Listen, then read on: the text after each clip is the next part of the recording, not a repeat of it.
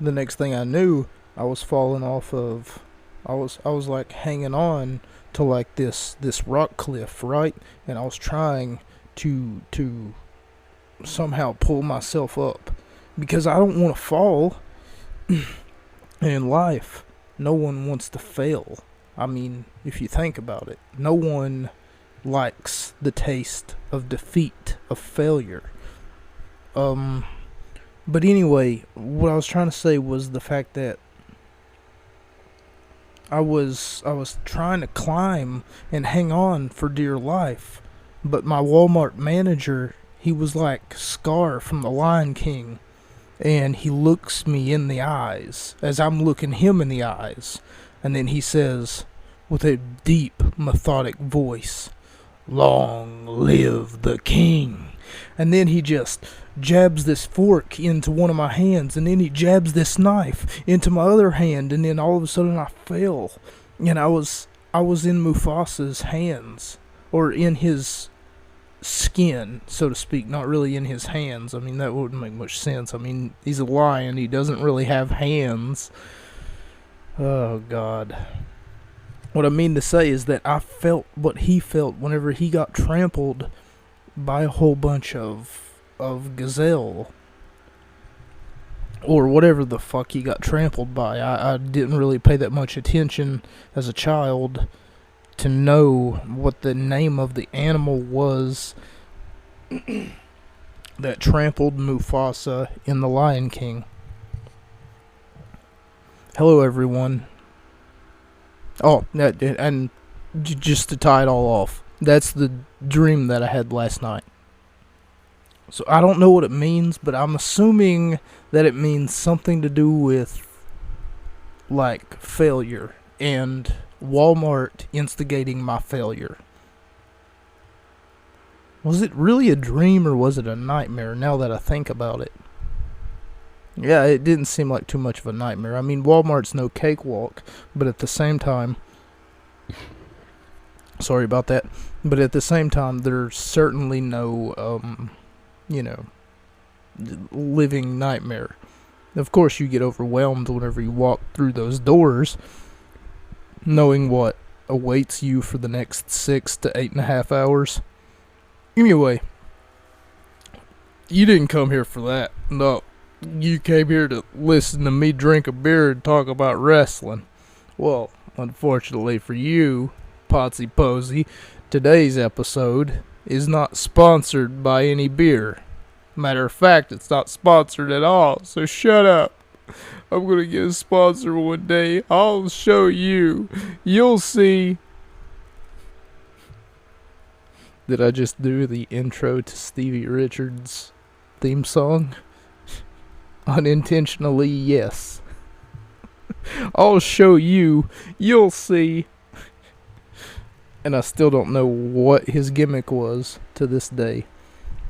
Nonetheless, today is Taboo Tuesday. Pay no attention to the man behind the curtain, and pay no attention to the fact that today's not even Tuesday. You're listening to this more than likely, if you're listening to this for the first time, the day that it aired on a Saturday. So, pay no attention to the fact that today is not Tuesday, but the name of the event is Taboo Tuesday. I meant to write the date down, but I couldn't find the date, and I never bothered to Google when in 2005 was this exact event. But seeing as though that I found the date to the Monday Night Raw before, which was Halloween, we can only assume that if that was the last day in October in 2005, that this must be the first day in the pay-per-view, or in the month following the last day in October. So we're going to go ahead and say that it was September 18th. I'm joking. November the 1st. What I have popped up on my phone right now is a rather controversial picture for some wrestling fans. For whatever reason, Twitter seems to think that it's funny, and Twitter and some of their wrestling fandom seems to think that it's funny to compare the ongoing rivalry between Jon Moxley, the interim AEW champion, and CM Punk, the current AEW champion. They seem to think that it's funny to, for whatever reason, compare that to The Rock versus Steve Austin. And someone on Twitter who I've talked to now for almost 2 weeks, shout out to them, Ted Hill, the Hillbilly Hill, of the Hill Truth podcast, pointed out the fact that he would find Punk, CM Punk, and Jon Moxley to be on the level of Steve Austin and The Rock if their feud spans over like multiple matches. If it's just not a one and done match and then that's it. Because some feuds, believe it or not, they actually do that. They actually one time match, and that's all that you'll get from them. And then after that one time, they go on looking for another number one contender, delegating their last number one contender to either jobber status or finding something else for them. And usually, whenever you do that, it's like taking a step down off of a high-rise ladder and trying to find a spot for a main event player who is no longer in the main event. So it's really not a good way to do it. I thought that it would be a good idea to talk about that just for a minute. Is Jon Moxley, CM Punk on the level of Rock Austin? And really, I didn't think about it until he brought it up.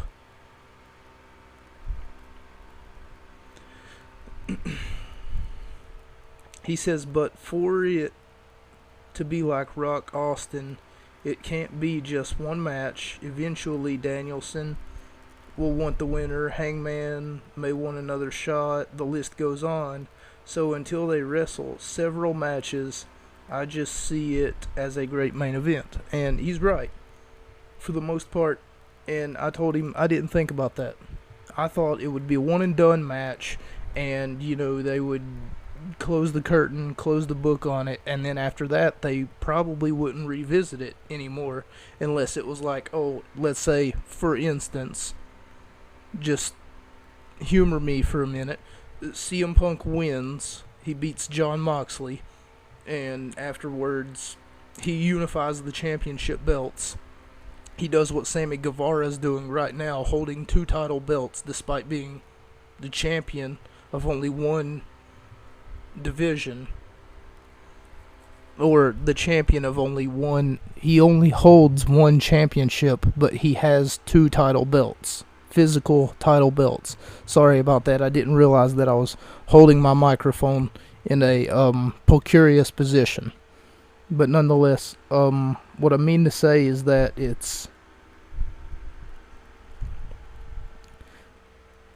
I can see it in that light of Austin Rock, despite the fact that they just started feuding. It's just the reputation of CM Punk. The fact that I've been watching him, well, I haven't been watching him since he's been in Ring of Honor, but I had to go back and watch him in Ring of Honor, and now I can say I've been watching him since he's been in Ring of Honor. And that's like 2004, level of competition. And then to still be wrestling to this day despite a 9-year absence or an 8-year absence, and to come back and basically after saying I'm never coming back to professional wrestling again. Whenever he said that, Believe it or not, I cried myself to sleep like several occasions. I used to keep a notebook of like how I feel because I didn't want to commit self-harm or suicide. It was, in a way, that drastic for me because I'd grown attached to someone who said that they fell out of love with the business.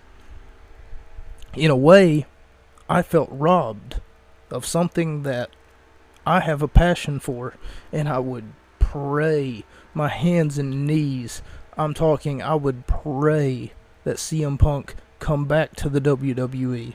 And of course, he came to UFC. He didn't exactly stay very long. He basically got his ass kicked one time and then left. I don't know what else to say other than good try, you know? I mean, I feel like if he would have applied himself maybe a little bit more, he would have maybe gone further in the UFC. Anyway, I guess it's time that we get to the show. Hello everyone, my name is Mocha.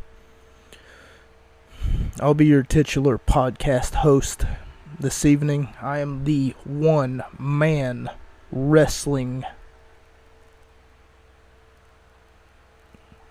I was about to say God, but I don't want to say that. Not because I'm religious or something, but one-man wrestling. Yeah, I was about to say empire, but no, that doesn't feel right either. Hang on, I got it. Hello everyone, my name is Mocha, and I am your one-man wrestling dynasty. Because a dynasty, if you don't know, is bigger than an empire. It's like 6 times the size of an empire. Yeah, sure. The Romans might have their empire, but imagine the Roman Empire going up against the Ying dynasty. And if you don't know I don't know his first name, but if you don't know who Ying is, basically he's a bad motherfucker from China, of all places. China. Imagine Donald Trump saying that right now, China. Nonetheless, that dream that I had last night, it got me rattled. Like I felt what Mufasa felt. And now, I'm here to feel what Taboo Tuesday was like in 2005. Okay, so we open the show and it basically starts with a message.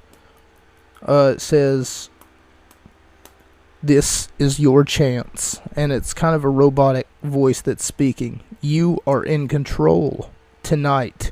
You have the power." And then there's an echo. Power, power, power. You have the control, control, control, control, control. Welcome to Taboo Tuesday. Fireworks go off.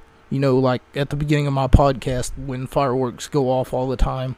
I'm talking Lime Street's like, a celebration on fucking Bourbon Street, man. Every time that I open my mouth, fireworks just go off like that Katy Perry song, "Baby, you're a firework." She called me baby, and she told me I'm a unique motherfucker. I'm a firework. Ain't nobody that can take that from me. Tonight you have the power.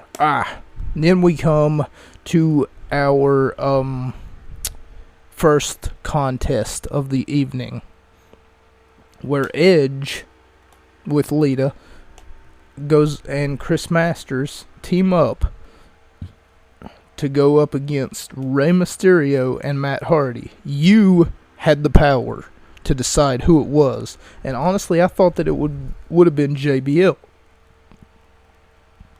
Holy crap. I thought that it was going to be JBL, but instead of JBL, and whoever else, I thought for sure it would have been JBL and Christian. I mean, I'm not telling you who your options are here because I didn't write them down, but they were something to the effect of JBL, Christian, Rey Mysterio, Matt Hardy, Bob Holly. I'm pretty sure that was it. But whoever got the most 2 votes were going to, like, come out to the ring and actually put on a show. And for a tag team match, it was pretty good. Edge at the beginning of the program, however, says, nuh-uh, I'm not wrestling tonight. And then the commentary team was like, what? What does he mean he's not wrestling tonight? He can't back out now. He's like, but say hello to my replacement. And then his replacement comes out, and the first thing you hear is, it wasn't my fault. So, it wasn't his fault. And I know whose entrance music that is automatically. That's Gene Snitsky. So then, I had to mark out Edge on my piece of paper here and put somewhere, like, below it, Gene Snitsky. Yeah, it says right here, 2 SmackDown superstars to be voted by the fans. Ooh, you have the power. You also had the power to stop my dreams last night, but you didn't. Instead, you broke them. You broke my heart. But anyway, what ended up happening was Edge says that he's not going to be wrestling tonight, and to say hello to his replacement. I don't know why I said placement. And then Gene Snitsky's music hits, and the music starts, and Joey Styles, never seen a crooked ref in WWE. And there was something that I wanted to talk about. The fact that you'd never seen a crooked referee in the WWE. Does anybody recall last week's episode where, I mean, if I had editing software, honestly, I would put the voice clip in now, what it is that I said last week. Or for that matter, if I knew the timestamp, I would go to Spotify and I would play it right now. But we've never seen, this is Joey Styles. Of course he's being sarcastic, but Joey Styles on commentary says we've never seen a crooked ref in WWE before.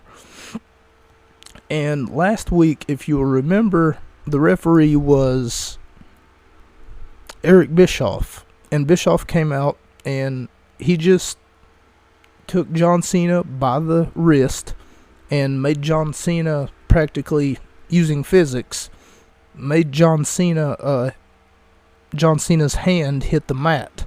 And then he said, ring the bell. Why? Because he wanted to make sure that Kurt Angle had the, I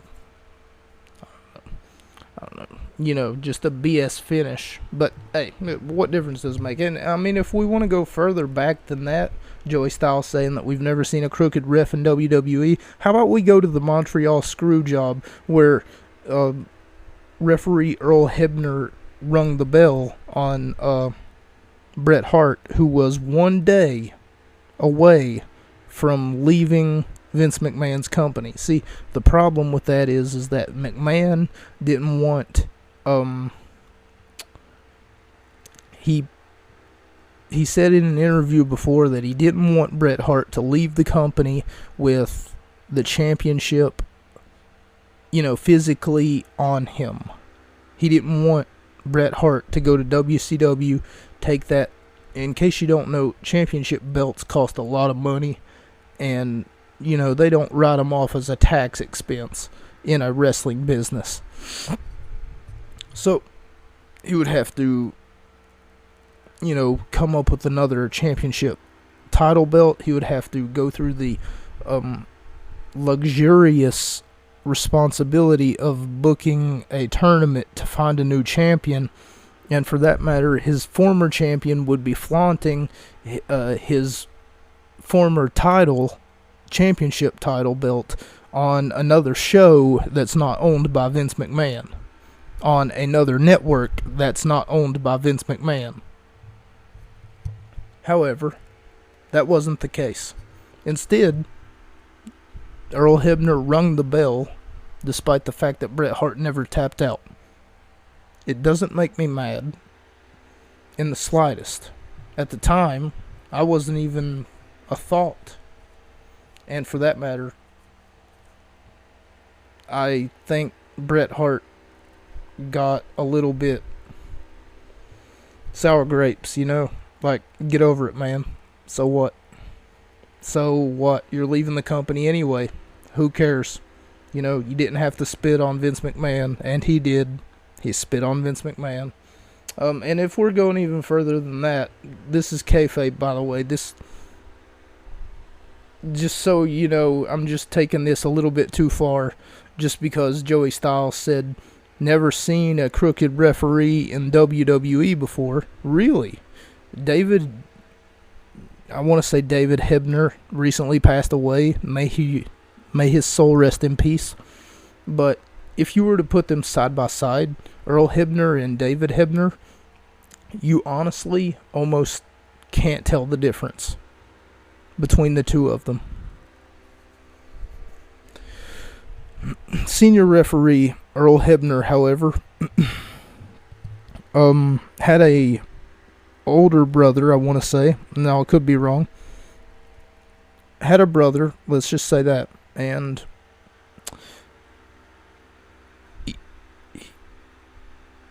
in a weird plot twist, the $1 Million Man, not the... Never mind, I'm thinking of the $10 Million Man, and by the way, his name is Steve Austin too. The $1 Million Man, Ted DiBiase, paid off, and I'm going to put this in air quotes, evil referee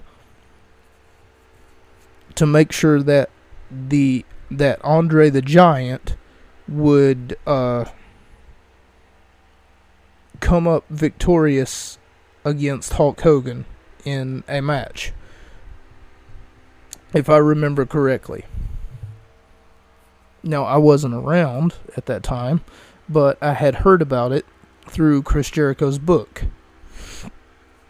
That's the first time that I heard of it, because Jericho said that he was working at a deli at the time, and his friend came in, and his friend was like out of breath, and then he's like, "You'll never believe what happened last week." And Jericho said he wasn't watching the show, and a whole bunch of other nonsense.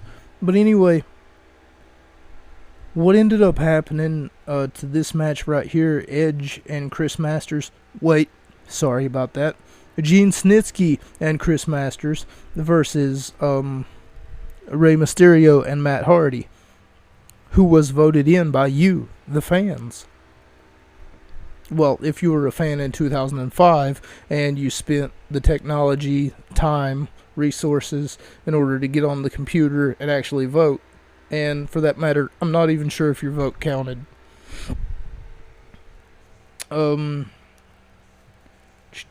Joey Styles. Okay, so in the ring, Joey Styles calls a side effect, which is one of Matt Hardy's finishing maneuvers, a Uranagi. There is a difference between a Uranagi and a side effect slam. They are two different moves. Snitsky. Okay. Jerry Lawler on commentary with the line of the night. Either that or it's the second line of the night, because there's another line later on. But Jerry Lawler says that Snitsky went trick-or-treating last night as himself, because he's so scary. Do you get it? It's because he's so scary, hairy, and smelly. But anyway, I give this match 4 out of 5 stars. It was honestly very entertaining. I'm sorry for the, back and forth that I be doing, right now, going back and forth between, Who Framed Roger Rabbit and Dick Tracy. I bet Dick Tracy could have found out Who Framed Roger Rabbit quicker than whoever the guy who was actually investigating it. Shows how much I know. Every time you turn around, he pops up like a pimple on prom night. Laura referring to Snitsky. So, every time. Okay, so, tell me. I'm just curious to know. I'm just curious to know. Hang on. How many times a pimple pops up on prom night? Laura referring to Snitsky. Mike Chioda stops Nick Patrick's count. So, here's the thing. With this match, they had 2 referees in the ring. 2 referees in the ring at the same time. And I never really understood this, but for whatever reason, whenever Rey Mysterio is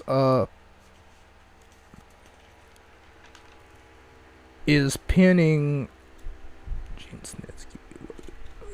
Chris Masters, for whatever reason, the Raw referee, keep in mind, Rey Mysterio's not on Monday Night Raw at this time, right? So the referee from Monday Night Raw stops him from counting, and they start getting into an argument.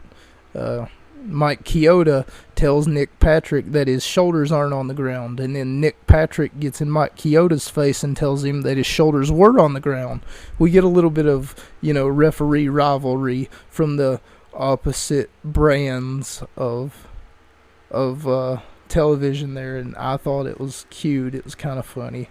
I was like, oh no, Chioda's gonna get in his face. And then we get a segment from Mick Foley and Maria. For whatever reason, Maria doesn't believe Mick Foley when he says that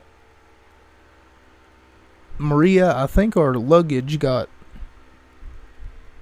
swapped, and then Maria ends up, do you really think so? And then, she's acting all, dumb.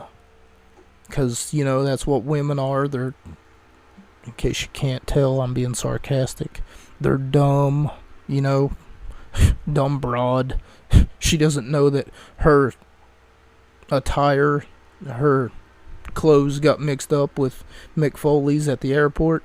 And she's wearing this leather, almost like leather mask that Mick Foley used to wear whenever he played Mankind. And in case you don't know, either Mankind, Dude Love, or Cactus Jack, who are 3 of the 4 faces of Mick Foley, will be competing in tonight's event.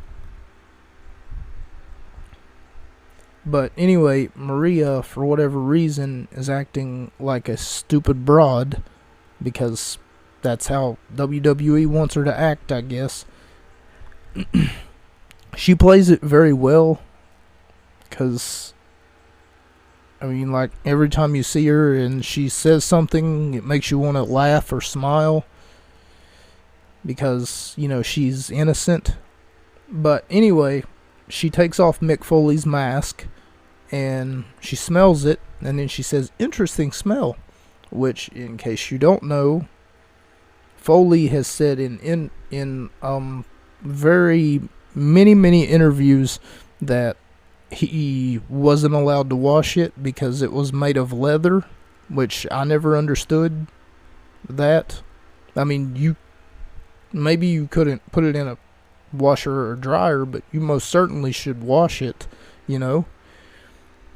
Anyway, on to the next program. This was supposed to be a handicap match between Rob Conway versus Eugene and a legend that the WWE fans would choose. However, Eric Bischoff, in his infinite wisdom, according to commentary, thought that it was unfair. And for whatever reason, due to last year's event, where Eugene once again, in a handicap match, Eugene was on the receiving end, let's put it this way, of a beating last year's Taboo Tuesday. According to commentary from last year's Taboo Tuesday, Eugene was on the receiving end of a beating from a handicap match. So they didn't think that it would be too fair to put Rob Conway in a handicap match against Eugene and a legend of your choosing. 2005 audience. Anyway, Rob Conway comes out with his tag team partner, Tyson Tonko, versus Eugene and Jimmy Superfly Snuka. Your choices were Kala,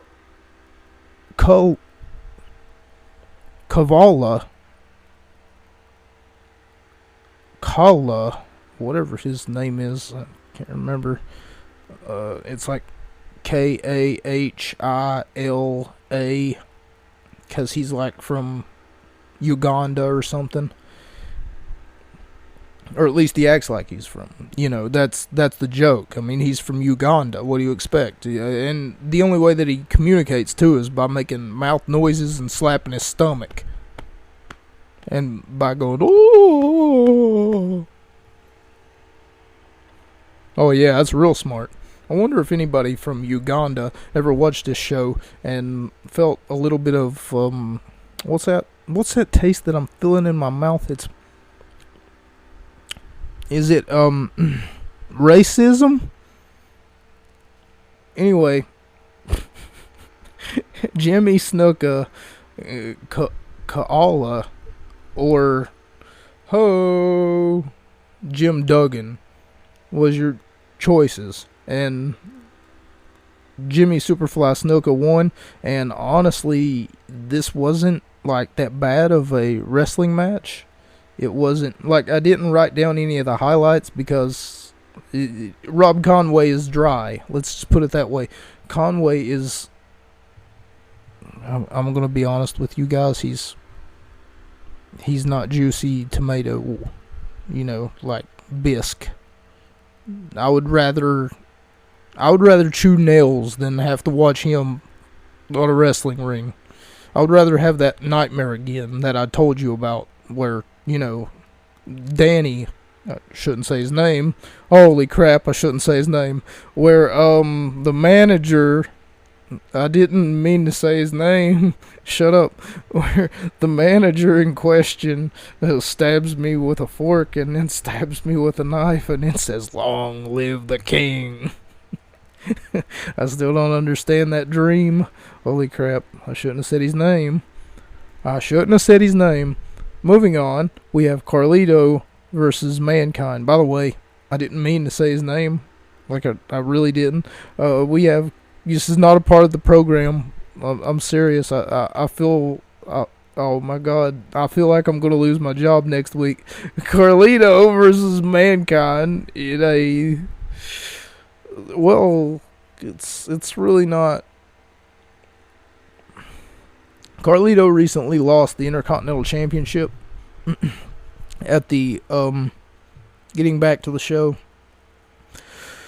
Carlito recently lost the Intercontinental Championship around 30 days ago at the Unforgiven pay-per-view.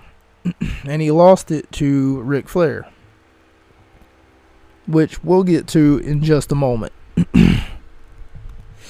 Ric Flair, who beat Carlito for disrespecting him and spitting apple on his face. Carlito versus Mankind seems to have come about almost like 2 weeks ago, whenever Carlito wanted to spit in the face of Mankind. Mick Foley. Oh shoot, I already gave away the... Well, your choices were Mankind, Dude Love, and Cactus Jack. And honestly, I thought that the choice was pretty obvious. I thought that the choice was obviously Cactus Jack, King of the Deathmatch, the man who won several trophies, not only in around the world, but around ECW and everywhere else, for being this entertaining daredevil. The constant evolution of someone of Mick Foley's stature is what really amazed me about Mick Foley. Every time that you would see him in a wrestling ring, he was always evolving. And, you know, whether that be with the cactus clothesline, the cactus elbow from the ring apron, whether that be the pile driver, which now is banned because it causes too many neck injuries, whether that be from the double underhook, double arm DDT. Everything about this man was honestly A1 steak sauce. You know how I said that Conway was bland or tasteless? It is not the case with Mankind. He's dripping sauce. Nothing but the finest of sauces. Is the case with Mick Foley. Not really just Mankind, but Mick Foley in a whole. And this match, Carlito had his moments, like the drop toe hold that made Mick Foley's mouth bleed. Math? What the fuck is wrong with me tonight? I'm just talking too fast, that's all. Gotta slow down, you know? Okay, deep breath. Carlito versus Mankind, and it was decent. I gave it 3.5 out of 5 stars. 3.5 out of 5 stars, which isn't too bad. Don't get me wrong, it's not like, you know, Ric Flair material, but I mean, it's doing good. And honestly, they made Carlito to be the jobber, but he looked really strong in losing, despite the fact that, here's how this whole thing came about. Mick Foley comes out, someone spits in his face, or tries to spit in his face. He really doesn't spit in his face until after he's already low-blowed him and then put him on the ground. Afterwards, after he spits in his face, though, he's like, oh yeah, and by the way, Mick Foley, you will be facing Carlito. Okay, that's cool. I mean, I will be facing Carlito. You know, but I kind of didn't ask for a wrestling match. This was more of an impromptu interview about me and the whole JR situation. You know, the thing that you're trying to get us to forget about. The thing that I haven't mentioned until this time slot right here. 38 minutes in. 38 minutes and 17 seconds now. And the thing about this is that I haven't really said anything about it because they want you to forget about it. Because throughout this entire contest, throughout this entire event, you remember the build that we had toward the whole Steve Austin versus Jonathan Coachman? Yeah, well, throw that out the window and forget about it, because fuck consistent booking. We're not going to even mention Jim Ross anymore, despite the fact that this whole entire card is littered with nothing but Jim Ross and the fact that he lost his job. Despite that,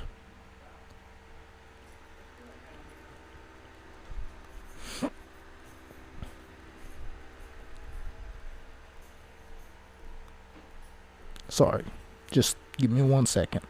1 second.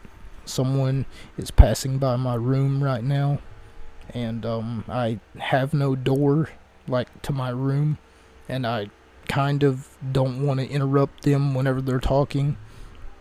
And like I said, with no door, if I talk, and then they're gonna wonder, hey, who are you talking to? But if I talk into my microphone, like real quiet, like this, then they will never know I'm talking to anyone. So I do apologize for that momentary silence. What I was told is dead air, that I shouldn't allow dead airwaves to just contain my entire segments, and I try not to do it while they're here, because like I said before in the previous episode, it was titled Something and Some Family Problems, because it's what I deal with. I try to keep them out of the loop of everything.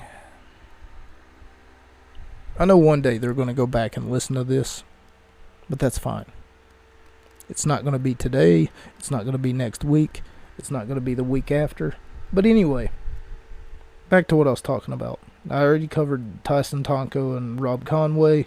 I was getting to Carlito versus Mankind, and they made it extremely obvious, though, that Carlito was a jobber, that he had already lost his Intercontinental Championship to Ric Flair. And from that, they even branched another story from what they had made it from. It was kind of like, you got your family tree, right? And then you got two more, like, from you, there's like a dash, and then you put mommy, and then from mommy, there's another dash, and then you put daddy, right? Except you won't be calling them mommy and daddy, because that's more of a sexual thing. They call each other that, Like my mom, for instance. Even though I know we're getting off track here, just hear me out. You're gonna laugh, okay? My mom, for instance, according to the person that she's with today, he has known her since she was a little girl, and that's a little sus. Like, I don't know how to feel about that, but he takes care of her, even though he's like 90, 82, maybe 75. I don't know. It's not important. Really, it's not. But she walks around the house saying, Daddy, Daddy. And I'm like, that's not your father. I don't mean to be Maury Povich here, but, that's not your father. You are not the father. Anyway, I'm sorry. It's just, I'm a little, am I drunk? Carlito versus Mankind, I gave it 3.5 out of 5 stars. Okay, Kane and the Big Show, obviously, they're the only two left. So, the story here is that whoever didn't get voted in to the last match that we're going to talk about, whoever didn't get voted in, which your choices were Shawn Michaels, HBK, the Showstopper. Your choices were HBK and Big Show, Kane and Big Show, or HBK and Kane, because those are the only 3 choices that you could possibly have out of a result of 3 people making a group of 2 each time. So, now that Shawn Michaels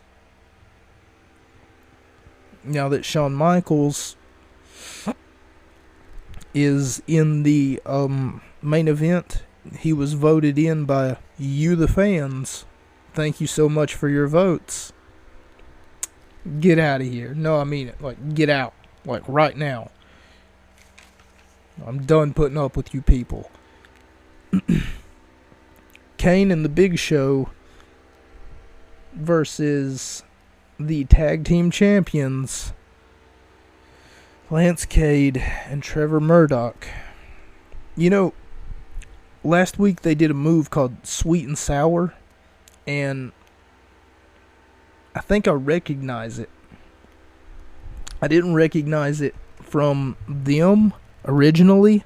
I recognize it from a team that competed in NXT, known as the Von Villains. They were known as the Von Villains. Simon Gotch and what's that other guy's name? Well, anyway, the Von Villains, they did this move called the Rolling Dermish, and it looks exactly like that because it's nothing more than a chop block and a clothesline combination. So basically one of them will hit you from below, the other one will hit you from above. And at the same time, you know, and especially a giant like Kane or the Big Show, whose build is 7 foot, 500 pounds, it's going to be hard to stop somebody like that. I have one problem with this particular match, though, and it's the fact that Lance Cade and Trevor Murdoch are looking completely stupid here. Had it been me, I would have booked this to happen a different way. Okay, hear me out. Lance Cade and Trevor Murdoch at the beginning of the match would have grabbed a chair and then they would have hit the Big Show and or Kane, whoever the legal man was. You could tell that Big Show and Kane were just having fun with them. You know, oh, just, here's your tag team champions. Blah. You know, these guys, they call themselves champions. What is this, a NASCAR? You know, like, do you call yourself a NASCAR champion? Oh, do you call yourself a Super Bowl winner? Because you're not going to have to defend your title next year, are you? No. The season resets. Nobody cares about who wins this year. Nobody cares. What, you thought that somebody cared? Look at you. You posting on social media. Oh, my team won. And in 5 minutes, your tweet's going to be irrelevant. Do you know why? Because that's the future, baby. 5 minutes from now, no one will care. The only thing they'll say is, oh man, that was a good game, and then they'll turn the TV to the next channel. Oh, or sometimes they'll say, oh man, those were some good commercials, because sometimes all people watch football for is the goddamn commercials. Or not football, all people watch the Super Bowl for, rather. That's what I meant to say. Sorry. And who would watch football just for the commercials? I mean, unless I was in a commercial. By the way, my commercial comes out soon. You should really go check it out. Anyway, Kane and the Big Show. If it were me, Lance Cade and Trevor Murdoch should have got a lot smarter. They should have went outside the ring, grabbed a steel chair, grabbed a hammer, grabbed some brass knuckles, grabbed their grandma's wig, did something to distract, or for that matter, you don't even need to distract the referee. To be honest, all you need to do is let the referee see what's happening, smack Kane and the Big Show in the mush, low blow them, you know, do something that's going to not only garner you heat as a tag team, but also is also going to kind of like get Kane and the Big Show. You want to survive to fight another day. The only problem is you're going to lose this match. The upside to that problem is you're not going to lose your championships, because in case you've forgotten, the championship's advantage means that they cannot change hands. The titles cannot change hands via disqualification. So there you go. I just rebooked this whole entire match. And I gave it 2 out of 5 stars. And the odds that Kane and Big Show would actually get a rematch would be very slim. Why?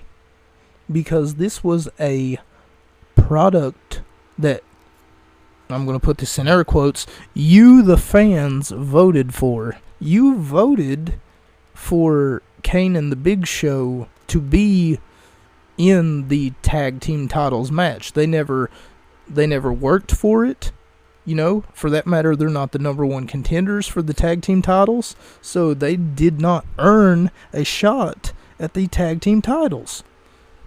Perhaps I'm just thinking a little bit too much into it, you know, maybe, but, and there is a but, and it's a big one. Had I would have been Lance Cade and or Trevor Murdoch, I would have came into this, and believe me, I don't want to be neither one of those, because Cade's dead, and Murdoch looks like he got run over with a steamroller. I'm not joking. And whenever I met him, like I was telling you guys that I met him over at the WVCW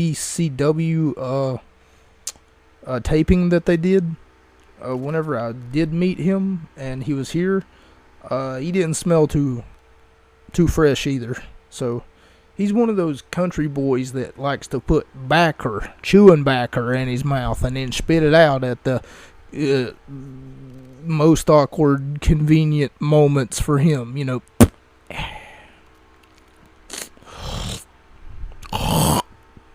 You know, one of those people.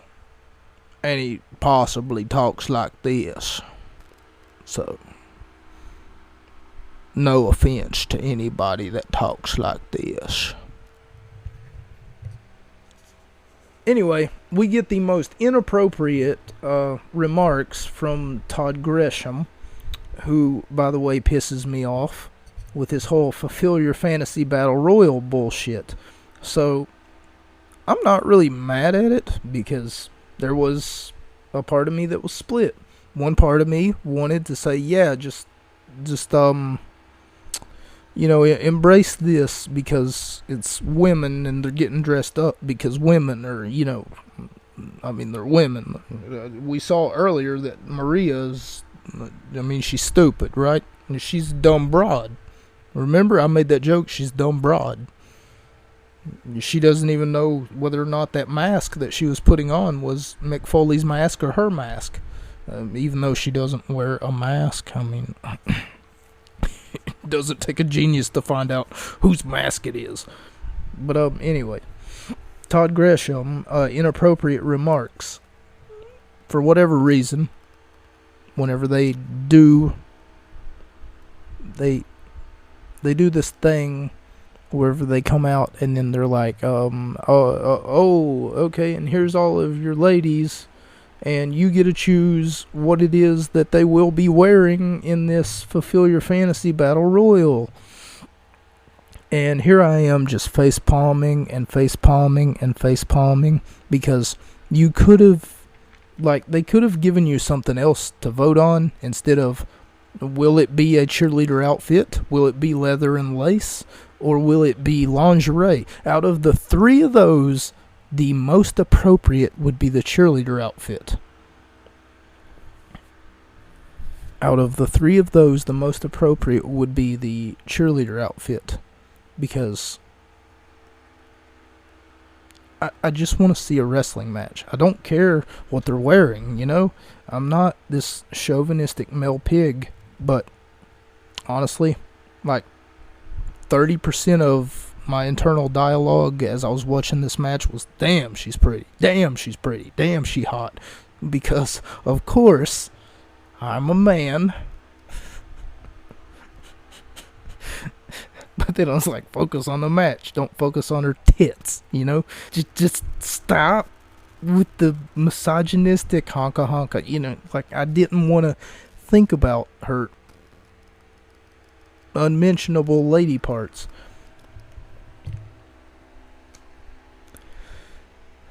Anyway, I did rate this one, despite the fact that, you know, I usually don't rate these types of battle royals, Royal Rumbles, and stuff of that nature.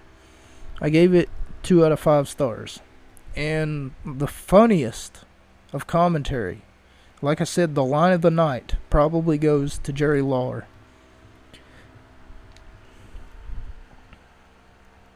Okay, so apparently he asked Maria. You remember Maria, right? She's the dumb one. He asked Maria to go back to catering and get her some ice cubes in she came back to him and told him that she forgot the recipe.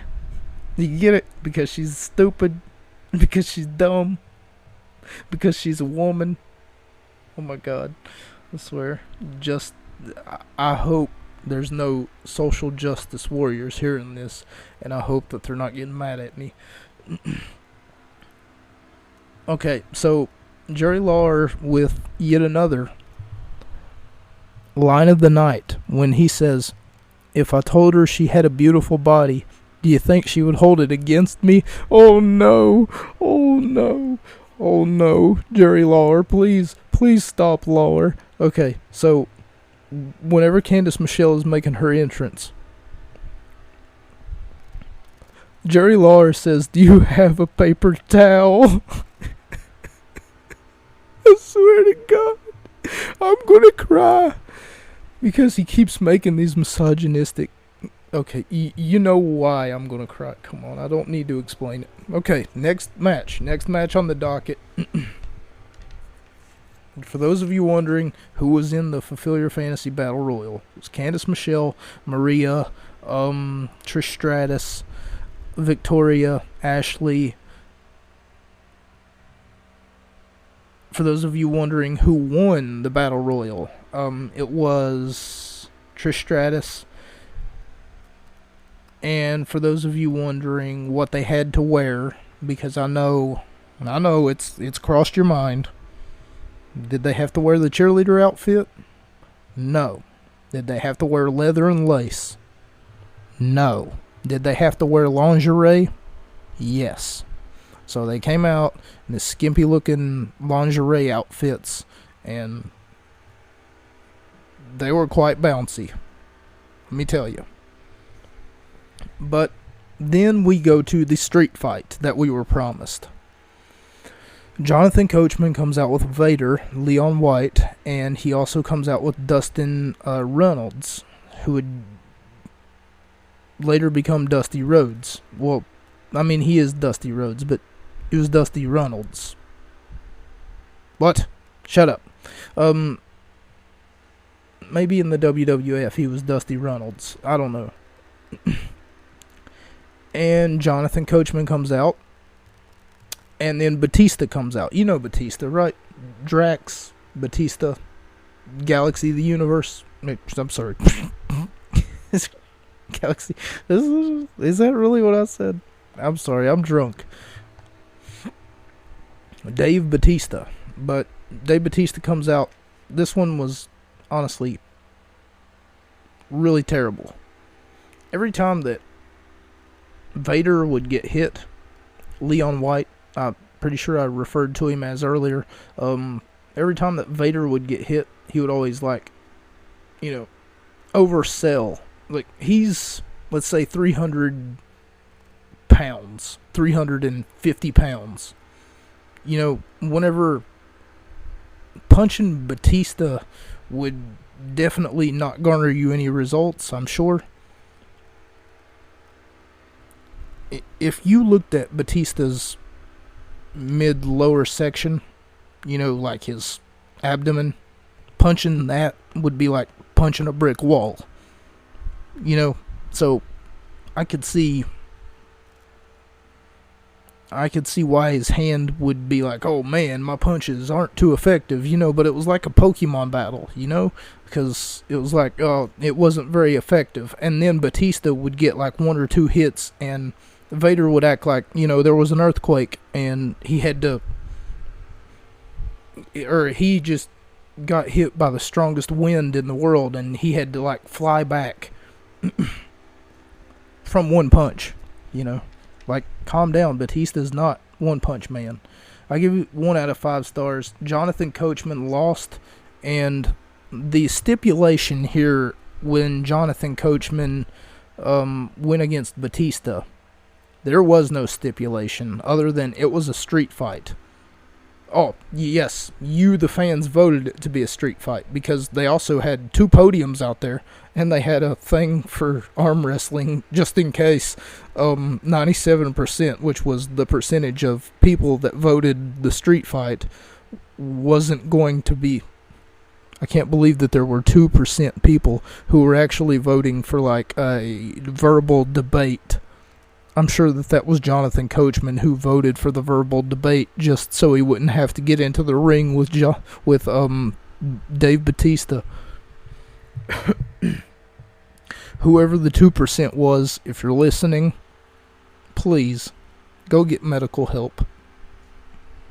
I beg of you. Nobody wants to see a verbal debate on national television, especially not in a wrestling ring. And the 1% that voted for an arm wrestling contest, do you really want to see a squash arm wrestling competition between Jonathan Coachman and Dave Bautista? But anyway, I gave it 1 out of 5 stars. It's wasn't that good, and you remember the whole JR's job is on the line. You got duped and you got lied to. Because after Batista wins, they just, okay, ladies and gentlemen, and our next match on the docket is, they don't mention the whole, hey, isn't JR's job on the line here? Because wouldn't it have been on the line if Steve Austin were in this match like we had planned?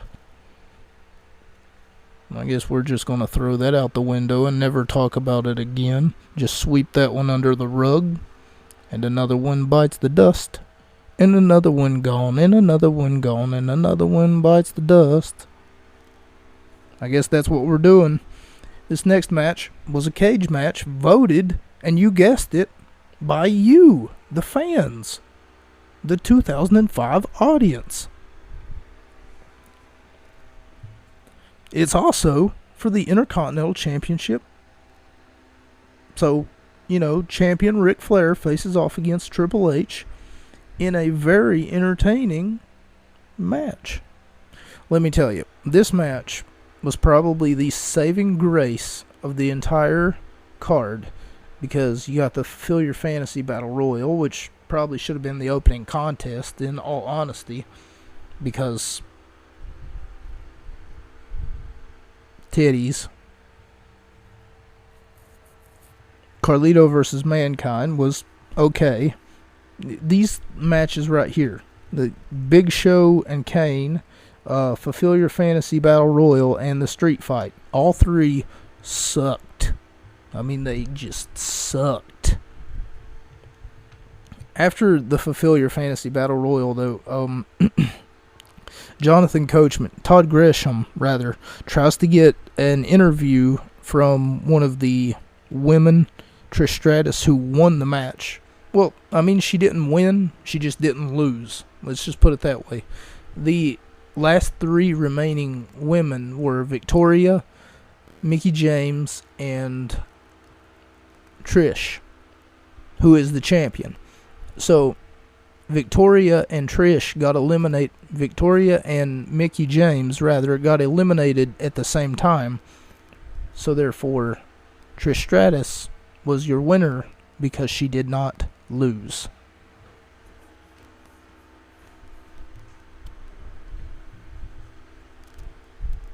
Anyway, had that been the case, the cage match is up next.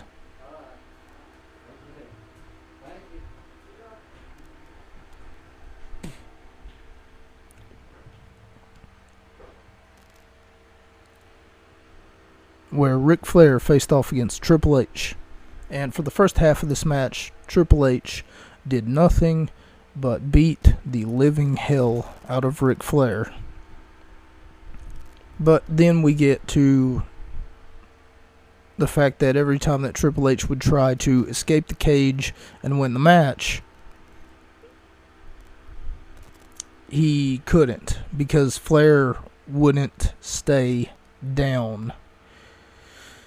The story to this match makes no sense, and honestly, I'm not going to sit here and talk about it, because I would be talking circles around myself.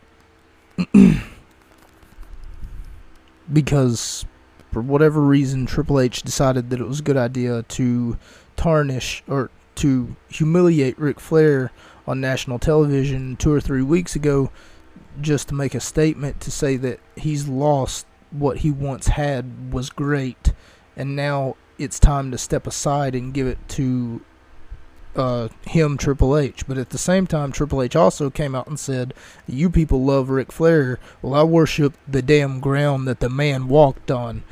It makes no sense. From one point of view, he's saying something along the lines of, I'm better than you, Ric Flair, in every way, so you're not on my level, so you can get away from me. I don't want to see you anymore. And if that's the case, then why didn't he just say that and do that? The Intercontinental title, however, being on the line, offers absolutely, like, it's a low-hanging fruit. It offers no substance whatsoever. Triple H even says that he doesn't give two shits in the wind about it. And like I said, Carlito is a jobber who lost it to Ric Flair just to help drive this story. Like, remember the whole mom and dad thing that I told you about, despite the fact that I told you about my mom calling her husband daddy, which is kind of weird because her dad passed away. Anyway, not the point, neither here nor there. What I mean to say is that this match was really, really good. The closing of the match shows Triple H looking as though that he's been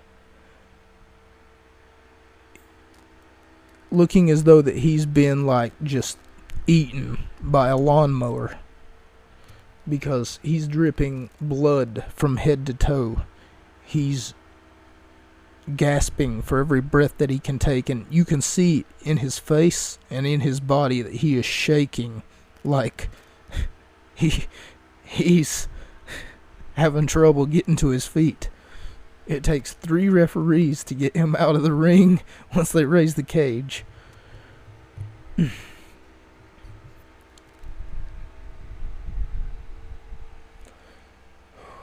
And if that's the case, that brings us to our main event,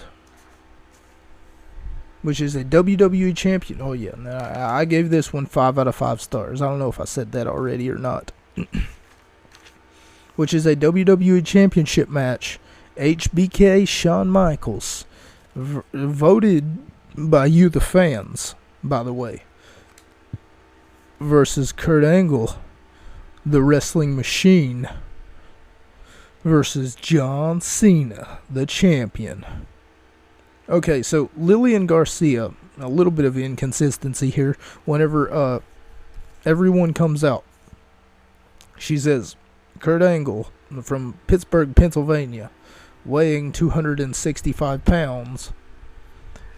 John Cena from West Newbury, Massachusetts, weighing 275 pounds. And then we get to HBK, Shawn Michaels, making his way to the ring. Shawn Michaels. That you don't care to enlighten us a little bit, Lillian? Where's he from? Kurt got the whole package. He got from Pittsburgh, Pennsylvania, 265 pounds. She also said for Kurt Angle, he is the only Olympic gold medalist in WWE history.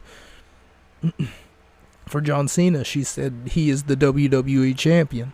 But whenever we get around to Shawn Michaels, she says from Houston, Texas, Shawn Michaels. She doesn't. Okay, cool. The Heartbreak Kid. Okay. I guess that's what we're going with. And this contest was really entertaining. It was really good. I thought that it was just going to be a shit show. So early on, it seems like Kurt Angle doesn't want to do what he originally said that he wanted to do, which was team up with Shawn Michaels in order to eliminate John Cena and leave it between the two of them, because in case you don't know, that's a storied rivalry. And in case you don't know, they fought each other at WrestleMania 21, which was that was November 1st, right? Because we said the day before was Halloween, and this took place on a Tuesday. Was it the third Tuesday or the second? No, I'm joking. This took place on the 1st of the month in 2005 on November first. So if I was to pull out my phone, my handy dandy phone, I was to type in this date here, 11-1-2005. What happened on this day? Ooh. It says it was a Tuesday. What do you know? So, there you go. We just figured it out. So, I can confirm that it happened on a Tuesday. Had that been the case, though, what exactly was it that I was asking? You see, you guys gotta watch yourself. No, I'm joking. So what happened was, a week before, Kurt Angle basically came out and then he said, hey, Shawn Michaels, I think that we should take out John Cena. And then he said, I'll think about it. And he also re-proposed that same plan here tonight, before the match even began, while Shawn Michaels was being interviewed by Todd Gresham. He said, okay, maybe. I'll think about it. And you want to know what ended up happening? Kurt Angle turns his back on Shawn Michaels and decides it's a good idea just to eliminate Michaels from the ring. See, the game plan was to have Shawn Michaels let his guard down and then just basically pick up the pieces. Anyway, that's all for me. I gave it 4 out of 5 stars. And I feel like I'm missing something here. Oh yeah, for consistency reasons, because no one's more consistent than me. That's a wrap. Should probably put that on a t-shirt. I know, I'll write a book, and the name of the book will be That's a Wrap, and it'll be about me closing my podcast every week. I bet you it'll hit number 1 on the Tom Petty Best Booksellers Club. That's a wrap.